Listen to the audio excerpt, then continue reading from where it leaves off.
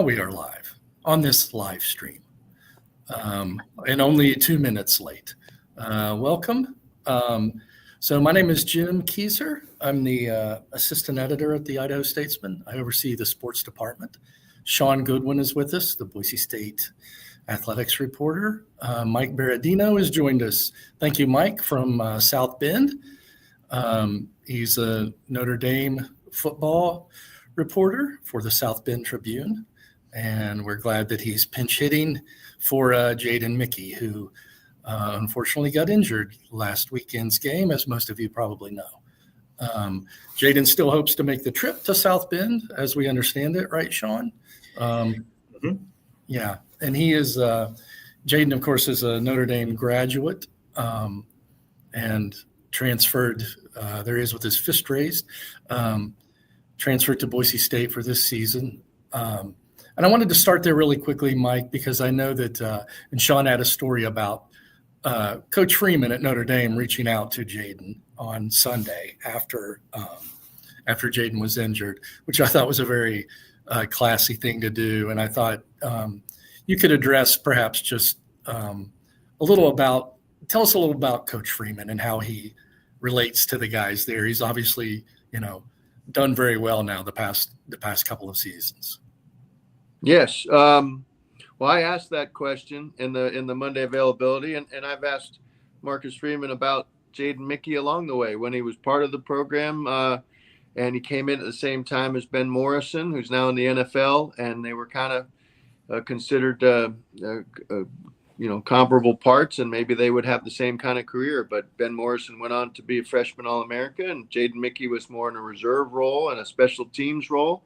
Did see a lot of action, did get into 20-some games while he was here. And most notably, I'd say, took the field in the Sun Bowl down in El Paso on the same day that his mother died in 2023, December 28th. And, just incredibly poignant moment. And then, of course, the team honored him again that next spring, and his mother and her memory to raise awareness of colon cancer, and just definitely made a huge impression on this anybody connected to Notre Dame football in his time here.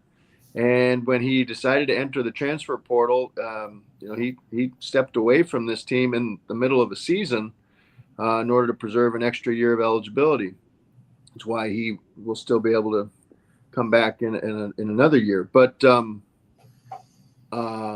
were no hard feelings. Sometimes when people shut it down while a team is competing to get to a college football playoff, there might be some resentment, but there was none of that. In fact, he was in the stands. There's a video that was posted from the Louisville game last year, which was a wild back and forth affair. They really could have used him, but he was one of those who was reaching over from the front row of the stands as his former teammates walked off, and they were gladly, sharing the moment with him, although he had made a professional decision, which increasingly has to happen in the college football level. So time we live in now. Yeah. Yeah. I mean, it's not, and so you're not forgotten by many programs, but perhaps some places you would be persona non grata. With Marcus Freeman and the way, Mike Mickens, his cornerbacks coach, the defensive pass game coordinator, anybody on that staff, Coach Al Golden, who's now at the Cincinnati Bengals, but was defensive coordinator. There's just great appreciation for what a former player like Jaden Mickey did. So when he comes back on Sunday, I'm sure there'll be words of concern. There'll be lots of hugs and discussion down in the field before the game. And he has so many, there are people who never set foot on a football field but are part of the university community, and he'll have a chance to see or wave to from the field that will be down in the stands. That's what happens when you're in a place for 3 years. Remember, he did stay here, and as you said, went on to graduate. So he left the team in the fall, but stayed and graduated in the following spring. So, and that was all, with Notre Dame's approval. Marcus Freeman's a human being.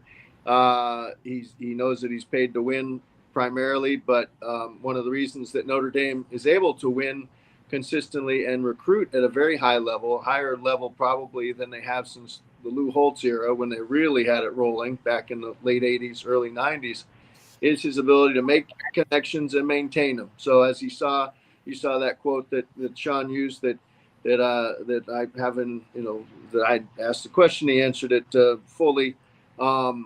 These are not cars, he said. These are not. It's not like you're turning in a leased vehicle when you're done with it and you never care about that car anymore. Although some people name their cars, but in this case, humans play, and to have played for Marcus Freeman, you would his borne out. There's a number of players who have transferred for better opportunities. He's always most concerned that they graduate first, even if they're not going to complete their eligibility at Notre Dame. And one reason he can be so magnanimous is that he recruits, and he and his staff recruit so well that there's always something coming through the pipeline, maybe multiple pieces at a position that have a chance to be even better than the player who's moving on to greener pastures for that player. So in long answer that I believe that he is genuinely concerned, and yes, it's no surprise that he would have reached out to Jaden Mickey directly or to his dad as well this week, just to make sure that everybody was okay, because as Marcus said, they have been through a lot together. Right. Mike, just while we've got you on Jaden Mickey as well, I guess I just want to ask you, what kind of player has Boise State got? Boise State fans have seen him for a couple of games, but he barely features in the first game of the season at South Florida. And, he started getting more reps at nickel, which, again, this is a guy who, he came to Boise State as a corner. He played mostly corner at Notre Dame. And he's forced his way into the team, basically, at nickel. And, even just talking to him off the field, you can tell that this is the kind of kid that Spencer Danielson would want as a player. It's as much about the personality as it is about the play on the field. But when it comes to actually him on the field, I guess just you've seen him for 2.5 years. I guess just what should fans expect as he starts to get a little bit more comfortable and, hopefully comes back from this injury, which looks like it might just be a concussion. Yes, thankfully, because that scene of being wheeled off the field on a utility cart, we see that increasingly around college football, where the players are bigger, faster, stronger, the collisions are more violent, and it happened in Notre Dame's game against Texas A&M. Mm-hmm. One of the top safeties, Bryce Anderson, captain for A&M, was long after a 10-minute delay. Very similar situation. He too appears to have come out of it with nothing more as serious as a concussion is, nothing that will be that lingering, we hope. But what kind of player is he? He's a technician. He's a good athlete. He's a team player. He can help you out. He could return punts if they needed it. He certainly is good in coverage teams. I see him continuing to be on multiple special teams units. Moving inside to nickel is a tough ask for him because he's not the burliest guy. He's wiry strong. Yeah, he's wiry strong. Usually those guys are like, squat and like 5'10", 200, and they can get up because they have to make immediate contact. They're working in traffic. There is a physical profile for the typical nickel that Jaden's more of a sleek athlete, a greyhound kind of player that would be on maybe a field corner or he could play boundary corner. But nickel, it's a lot of traffic in there. But his ability to process the game, his knowledge of the game, he's been out there. He was out there on the field at Ohio State in 2022 in his first college game. He had to go in because the nickel that night had cramps. He came down with leg cramps in a very hot night in Columbus, I remember, and Jaden got in there and gave some quality snaps in a close game, 21-10. Notre Dame was leading going into the fourth quarter. He was playing in meaningful time in his very first college game. I don't know that his career here worked out the way he had hoped because he got passed along the way by Leonard Moore, who is a preseason All-America, was freshman player of the year last year. And that's what Jaden saw already happening in practice, I'm sure, when he had made the decision to go into the portal after 4 games, preserving an extra year of eligibility. So, he's serious about this game. Obviously, he thought initially he was going to go to Cal Berkeley. That was the announcement. And then the position coach there moved on. And then Boise State comes to the fore, and that's a good fit for him because he is a man of faith, and he is an excellent spokesman leadership. And his dad played out west as a defensive back himself at Weber State, I believe. And so, it's kind of cool that he gets to be back out there, not that far from Southern California, from East Vale, where he's from. Yeah, well, and he's, you'll have him on the show. I hope you'll have him on the show again later this season when he's fully out of the protocol and he's feeling good again. Well, and he will, as you know, Shaun, he'll be an excellent guest. Yeah, he's very he's well spoken, and one of the reasons I think I will predict right now. I think he'll very possibly go into coaching down the road. He's that kind of guy who will make an impact. He'll pay it forward. Yeah, and one of the reasons, of course, we really wanted to talk to him was, he gets to go back to play it, or he was going to get to go back to play at Notre Dame, where he had been. And not only that, but, probably help and will still help a lot of these Boise State players who, Boise State's been in a lot of big games over the years. One of the reasons we wanted to do this week, this is historic, getting to play in Notre Dame Stadium, where Joan Montana wandered around, where Newt Rockne coached, in front of Touchdown Jesus, in front of 80,000 people. This is a big deal. Spencer's talked about it this week. The players have talked about it this week a little. Jaden, I'm sure, is letting them know what to expect. I guess there's no great way to sum up kind of the aura of, playing at Notre Dame in South Bend. Notre Dame's not invincible there by any means, right? I mean, they lost a game there this year already. They were upset last season by Northern Illinois there. I think their winning percentage at Notre Dame Stadium is something right around 650, something like that. I don't have that all time. I don't have. Yeah, I think I had looked at that. Little lower than the Rockne percentage would have been. Right. At the very beginning when they went. Is that something? Is that something that Coach Freeman has talked about as well? Home field advantage. Making Notre Dame, it once probably was the most intimidating place perhaps to go play. Is that something that gets addressed at all? And just how have they talked about Boise State coming there this week?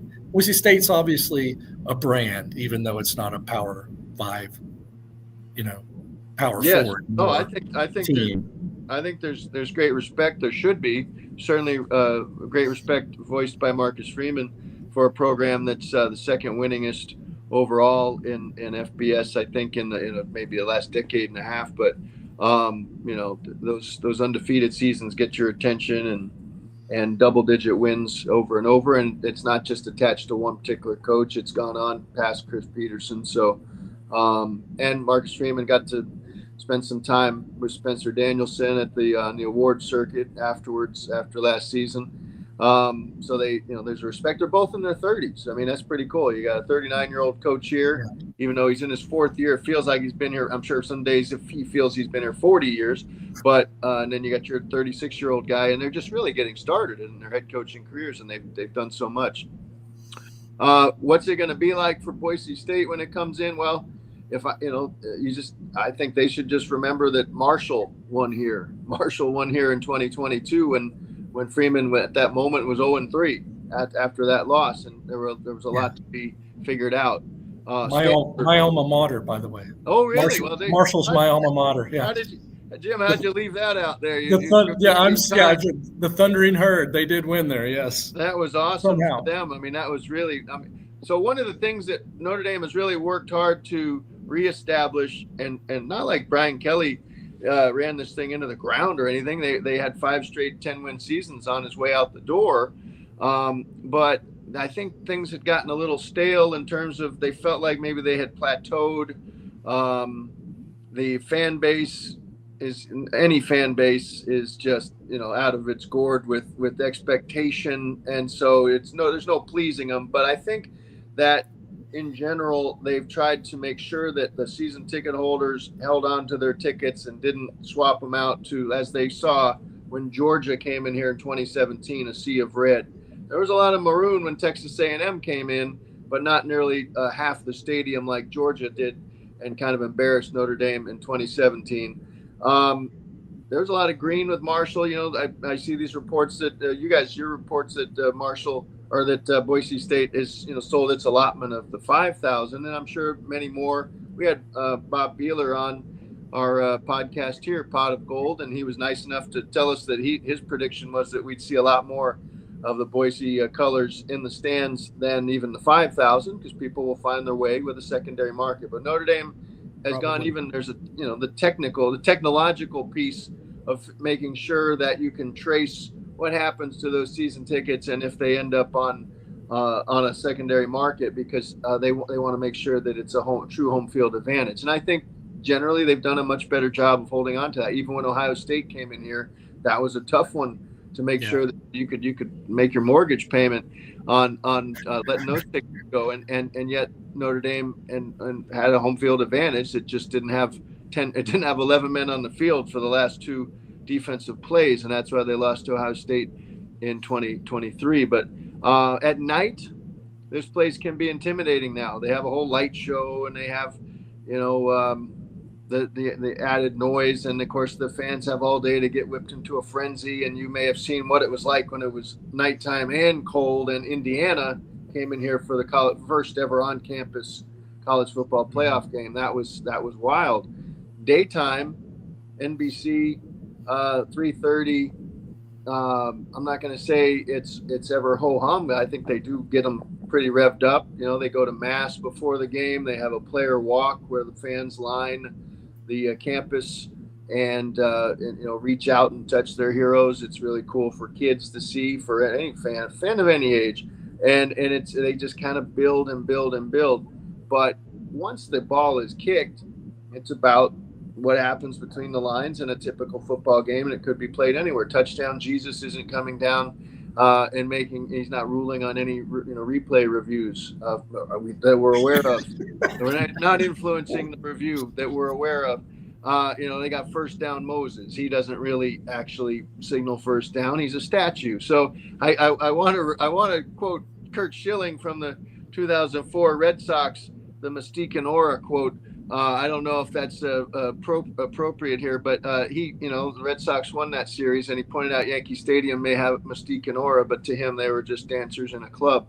So, if I were Boise State, I don't know if Coach Danielson would deliver it that way, but basically that should be the vibe. This is just another field, and don't worry about the Hesburgh Library. Hesburgh Library, nice building. It never won them any games. And they can't even grow the grass long because it's plastic, and it has been since 2010. It's field turf, and exactly. So you can't even do what Bobby Bowden was convinced they had done in 1993 and slow down a fast team. Thing is, though, Notre Dame's often the faster team, even in the marquee matchups that they may have. They were just as fast as Arkansas, for instance, the other day, and rolled. So it's a modernized, fully optimized, NILized, rev shareized program. It is up to date. Yeah. Mike, you mentioned, I guess I'm just curious how the vibe even is around the team, the fans, because we're talking about a Notre Dame team who, again, is like a 2-2. And, it's weird losses because you're talking 27-24 versus Miami, who, I'm an AP voter, and they're my number one right now. It's 41-40 by Texas A&M.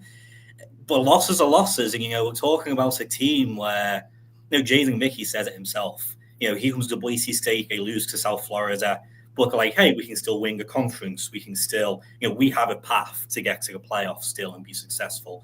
Notre Dame, without the conference affiliation, it's kind of, I get it's 2-2, but it is going to worry that they drop this game by chance, or any game. Could a 3-loss Notre Dame, with the losses they've got, still even be allowed in the playoffs? It's got an extra fear right now, being 2-2, despite who those losses are against. Well, I think that 3 losses. No, that would be an eliminator, even in a 12-team playoff. But we saw Penn State make it last year as an at-large, losing its conference championship game with the 2 losses. Ohio State didn't even make its conference championship game, got in with 2 losses, and the strength of schedule in each case was solid. This strength of schedule is going to be all front-loaded. But what Notre Dame needs is for Miami and A&M to make it into that playoff, which right now a lot of projections have holding up. Who knows? And then Notre Dame needs to take care of business, and not just by squeaker. It needs to win resoundingly, a la Indiana a year ago. Indiana, aside from the Ohio State game, it was a pretty soft schedule. It had lost to Ohio State. It laid an egg in that one. And yet Kurt Signetti and his team put up 50, 60 enough times that the committee came out in November and repeatedly said, all you can do is play the teams on your schedule. Well, Notre Dame has a schedule where most of the remaining teams, none of the remaining teams on the schedule are ranked, which is a little odd. I know Boise was preseason ranked. USC dipped in there briefly. The Illinois loss takes it out. Doesn't look like maybe Navy could keep winning its way into some ranking, maybe in that 25, 22 range, a la last year. That was a solid Navy team, but Notre Dame's not going to have a lot of schedule juice remaining, so it's going to have to just put on an aerial circus, and of course it can also just hand the ball to Jeremiah Love and Jadarian Price and Aeneas Williams and just wow you that way. You're going to see, and they ran a fake punt up 29 at Arkansas in the 3rd quarter. So Sam Pittman fired the next day. I won't be the last time that they do something. They continued to throw the ball against Purdue in the 4th quarter with the backup quarterback, Kenny Minchie, but they were up 56-23. They're still throwing. That's the nature of impressing the committee, that this particular group, because they swapped out 5 new faces in there. We don't know exactly how they'll think. You have Mack Rhodes is now the chairman from Baylor. It's not Ward Manuel from Michigan. Notre Dame people might have been convinced that the Michigan athletic director, of course, with their history, would hold it against them and find a way to keep them out, and they didn't. In fact, they were seated just fine. So I think 2 losses. If the 2 losses are to teams, the 2 teams that hold up and stay into the top 10, and ideally for Notre Dame make the playoff, it could still get in. No guarantees. Still needs some help, but you can make that case. 3, I'm with you. Of course, there is no conference, no backdoor into the thing, but the schedule is purposely front loaded, and Notre Dame really can't do anything about the fact that Steve Angeli, who transferred here to go to Syracuse and was having a great start to his season, blows out his Achilles, and now Syracuse is suddenly a mess again, and they come in on senior day. That's down the road. USC, not much glitz right now. They're kind of messed up again under Lincoln Riley. So. But dangerous, and so you could see where Notre Dame could slip up even this weekend, even with this oddly large point spread, which I see is kind of a record territory for the modern Boise era to be that much of an underdog. It's a little surprising. Too big. It seems too much, doesn't it? And the flip. I don't know what it should be, but it certainly surprised me a little bit when Notre Dame was just favored by like 5.5, and at some points it dropped down to 3.5 at Arkansas, where you knew the coach was coaching for his job and the team was sloppy. And A&M, Notre Dame was favored by 6.5 pretty solidly against a very solid team, but that had not won a road game against a ranked opponent in a decade. So, that's it's still a lot of work to do. Yeah, and the flip side of that, and Shaun, you can speak to this too. Of course, you'll never get Spencer to talk about the playoffs now, right?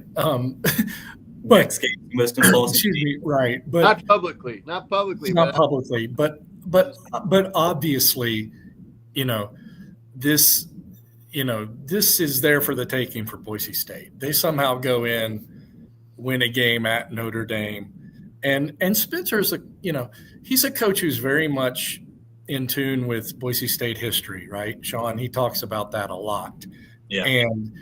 And now he has a team with that opportunity to really make history, the kind of history, Kellen and Coach Pete did back in the day, to win a game like this in, one of college football's cathedrals, so to speak, would be a huge, huge deal. And so I guess I guess my question is, what's it take for that to happen in your mind?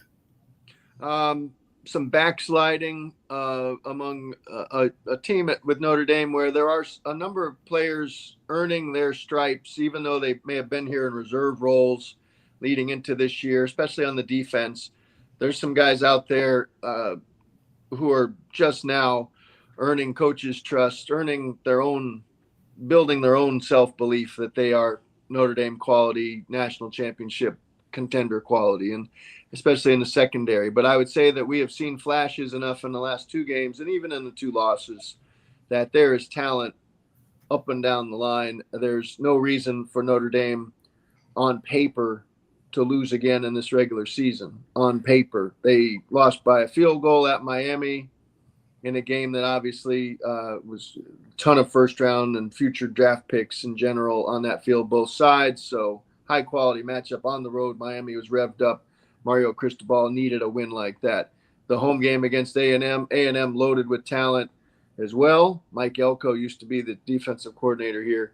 There was a dropped hold on an extra point. Otherwise, that game goes to overtime, even if Notre Dame gives up that last touchdown. There were 2 guys, and again, you can go through the tape all over if you want, but on the winning touchdown that set up the extra point, 2 guys were held, Bryce Young and Donovan Hinish, pretty egregiously, fans will point out, but somehow the SEC crew missed that. So, I would say that how does Notre Dame lose this game? It would have to just young people sometimes get distracted. If Notre Dame starts to feel like they've got it solved, if they pull away from the concept of just doing their part, do your job. You hear that in a lot of programs. That's something that's said here.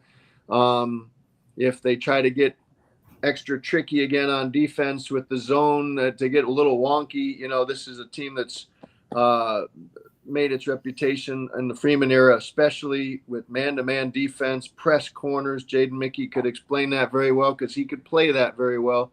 And just challenging your athletes with their athletes, Notre Dame's, with Chris Ash, who's been everywhere as an assistant coach and even the head coach at Rutgers, and where it didn't go well, he seems to prefer more of a mix of zone and man-to-man defense, and I'm not sure that has taken very well. It certainly didn't in the Miami and A&M games. They still played some zone at Arkansas, which has an excellent offense, but is turnover prone. But they also kind of got back to their simpler, not simplistic, but simpler approach to defense, where maybe they had 1 or 2 different ways to play a particular set, and rather than 4 or 5, depending on how you lined up. So that's what Marcus Freeman wanted. That's what Chris Ash gave them as the coordinator, and that's what the players executed and did very well. I would say turnover, Notre Dame would have to beat Notre Dame, and Freeman will say that, Notre Dame can't beat Notre Dame. So take care of the football. Don't commit the pre-snap penalties, which shouldn't be a problem in home games where there's no crowd noise when you want it to be quiet. Right. And I guess stop the run, because, whether it's the Ashton Jeanty, who's now in the NFL, or the guys, the crew that you have now, that's very dangerous and can come at you in waves. And I guess even within the same series, you'll see the Broncos will change backs. They're going to try to wear down Notre Dame's front 7, and missed tackles were a real problem in the first 2 games. Notre Dame was like 105th in the country in Pro Football Focus after 2 games in tackling. It has done well enough in the last 2 games, Purdue and Arkansas, lesser opponents, but it's now Notre Dame's like 48th in the country in tackling. So big improvement, big jump. But still, some of those young players, there'll be fundamental breakdowns from time to time. They just have to make sure they're not ones that lead to 80-yard scores, but there'll still be some of those chunk plays that they give up just because they're learning on the job. Yeah. And Shaun, what's Boise State need to do in your mind? I mean, you mentioned that he mentioned the type of defense Mike did that Notre Dame is likely run at them. What in your mind, and what have even the players and coaches said this week that's kind of key for them? What needs to happen, Yeah, honestly, the coaches and players are being relatively more and more mixed. A lot of, we have to give our best, try our hardest, the typical, wrap-up tackles, a lot of talk around Jeremiah Love and whatnot. But I think, Mike, you said a few things that, would probably scare Boise State fans, and that, for one, it's a team that's trying to impress, run up a score, still passing the ball in the fourth quarter. I guess as a Boise State team now for 2.5 seasons, I mean, even going into this season, going into this past weekend against App State, it was a secondary that was, ranked sub 100 in giving up yards per game. They gave up, what was it, Jim? 246 against Air Force. And that was an Air Force team that's not throwing 250 odd yards since 2021. Yeah. But on the flip side, you've got a front seven defensively, front five that really can get to the quarterback. It's a group of guys. Obviously, lost Ahmed Hassan from last year, but Max Teague has jumped right back in. You've still got plenty of other guys who can get to the quarterback, and they've shown it this season too that they are able to put a pressure on the quarterback. And when you're talking about CJ Carr, who, he's a freshman. Like I said, it's young guys, Mike. And if you're going to win the turnover battle, it's putting a bit of pressure on these younger guys and forcing errors out of them, because I don't think Boise State is going to win in a shootout. Yeah. Spencer Danielson himself has always said, best chance to win games is winning a turnover battle. So I think if Boise State can stop Notre Dame from throwing the ball, getting it over the top from CJ Carr and getting comfortable, that's probably the best way to go. And at that point, honestly, trying to keep a lower scoring game. I agree. And I think you mentioned it, Shaun. I agree. I think that, and Love is really good. Don't get me wrong, but he's going to get his. Yeah. Yeah. I think CJ Carr is the key, in Boise State's pass rush and ability to get in the backfield. Some would be the key to trying to disrupt Carr, perhaps force a couple interceptions or a fumble. Mm-hmm. That would give them life, right? But you saw in the game at Oregon last season. I mean, and granted there was Genty then, but that was a game Boise State should have won, given a couple of special teams plays. And this is not it's not a group that seems to get overwhelmed or get intimidated or feel as if they're out of a game, which was what made the South Florida game so strange, just the way they fell behind and kept falling behind in that game. Again, when you guys talk about, getting, I think in each case, just about any game you want to put pressure on the other quarterback, but who would be more likely to blink? I'm going to tell you, CJ Carr is going into his 5th career start, and he seems like he's been here 3 years as a starter. This is Lloyd Carr's grandson. Yeah. His mom's dad is a Michigan Hall of Famer as well, Tom Curtis, back to their glory days of the 60s, and played for the Dolphins. And CJ Carr is so polished, and he's 20. He's one of those who's a little bit older for a second-year player. He turned 20 in May, so he carries himself with anything but a wide-eyed wonder. He is a football machine, and he has been so accurate. And accuracy is one of those things that you always hear cannot be taught. It's really hard to improve it. Guys either have it or they don't, and that's under duress or just standing there at 10 paces and trying to hit the receiver. Some guys are just accurate, and I noticed that Maddox Madsen, his completion percentage has dipped under 60. I don't know how much pressure he's facing right now. It looks like your pass blocking at Boise is tied for 85th nationally, and so he must be seeing a little more pressure than he'd like. But CJ Carr, the pass blocking at Notre Dame for the Pro Football Focus grade, it's not the gospel, but it's the best we've got. They're watching every play, every snap, given a grade. They're 92nd in the country. So it looks like both offensive lines, even with a lot of experience, are having a hard time keeping a clean pocket. And so that's when it comes down to who is more poised and who has receivers who get separation, right? And I'm not sure that I'm not as familiar with the Boise receiving crew as I should be. I hear the coach talking about the one fellow, is it Caples? Caples, yeah, that guy sounds dangerous. But the receiving grade is so. Notre Dame's coverage, it gets better by the snap, it seems, with guys. Mark Zachary's a name to keep in mind. If Leonard Moore can't get back from this high ankle sprain, Mark Zachary just got here in June. He's a true freshman. He is playing every snap at one of the corners. Christian Gray is a third-year guy now, and he plays the whole way at the other corner.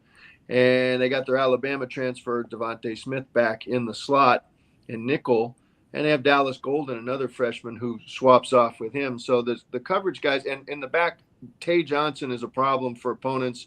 He's a redshirt freshman from Indiana, from Fort Wayne, incredible athlete, more known for his basketball in high school even than football, but he's already flashed. He had a touchdown on a punt block return. I do think special teams, if this game is close, it can really Notre Dame might be able to swing this back to the way they want it with special teams performance. I already have 2 touchdowns in that department, a kickoff return by Jadarian Price and that blocked punt against A&M. And last year, fans got spoiled. It seemed like every other game Notre Dame was impacting a game. Yeah. Either a blocked kick or a fake punt that worked. That was a little crazy. Yeah. You remember Frank Beamer, Marshall grad, right down the road at Virginia Tech, Beamer ball, and of course South Carolina with Shane Beamer, that they treat special teams vastly important. Yes. And that's how it is at Notre Dame with Marty Biaggi running that special teams. And I noticed on the Monday presser that Spencer Danielson talked about Notre Dame's relentless special teams. I do think that could be a swing piece in this game because they put starting quality players on special teams. Just about all the core units or at least half of them are guys who see the field in offense or defense. So they're used to being out there, and there's an expectation that you will impact the game. They typically do.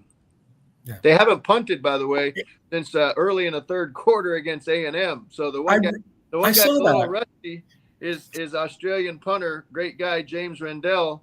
He has not been needed for 28 straight offensive series. That's a little wacky. I saw that. That's an insane stat. That was when I read that, it reminded me of the Indianapolis Colts starting this season somehow with however many drives it was with Daniel Jones of all people at quarterback, and they had not punted. They got to whenever it was before they punted this season, which is just really, really crazy. So Mike, we're going to wrap up here. Thanks very much for joining us for the insight on Notre Dame. Shaun, we'll see you this weekend in a few days. Enjoying what hopefully is a really good game. Boise State, Spencer has talked about bringing their best. If they bring their best, they can certainly make a game of it. I don't think there's any doubt about that. It's going to be warm. I just watched the weather report here locally. It's going to be in the 80s. It looks like they're warm. Sunny. Yeah. Yes, it's going to be great. You're really not going to need a jacket, maybe a rain jacket, but they're not projecting that. So mid-80s. I mean, like the warmest October home game for Notre Dame in more than a decade. And I don't think there's any benefit there. Both places are used to the snow. It would have been, just fine if it were in the 40s, but it will not be it will not say, oh, perfect football weather. It'll be toasty. That's warm. Yeah, that's surprisingly warm. Okay. Well, Mike, thanks again very much. All right. Thanks, Mike. Appreciate it. Thanks, Shaun. Mm-hmm.